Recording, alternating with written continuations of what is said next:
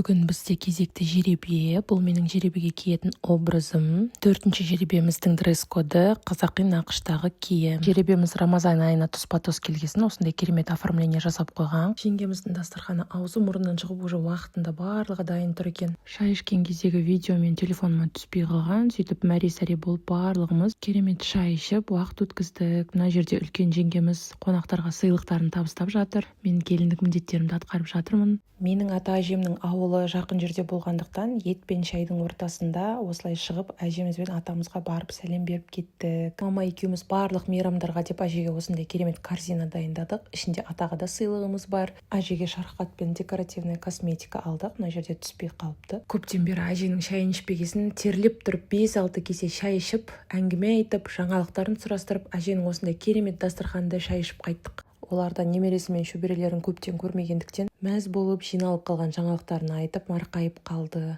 Үйді бір аралап, альбомдарды қарап, балалық шағымды еске түсіріп, сөйтіп бір сағынышымды басып қайттым.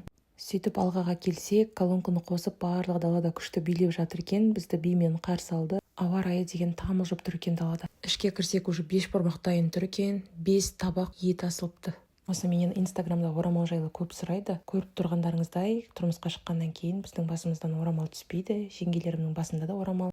Және де табақ алғанда сәлем етуді көп өңір біле бермейді екен. Бізде келіндер табақ алғанда осылай сәлем етіп, сол жағымен есікке дейін арқасымен жүреді. Бас табақты үлкен жеңгеміз алады, одан кейін келіндер рет-ретімен ала береді. Ең кіші табақты жаңа түскен келіндердің бірі алады. Табақ алған келіндерді қайтадан шақырып, әжелеріміз осылай бата беріп, дастарханымызды сөйтіп аяқтаймыз. Жеребемізді осындай трендпен бітірдік. Біз мама екеуміз ауылда болғасын бұл трендке үлгермей қалыппыз.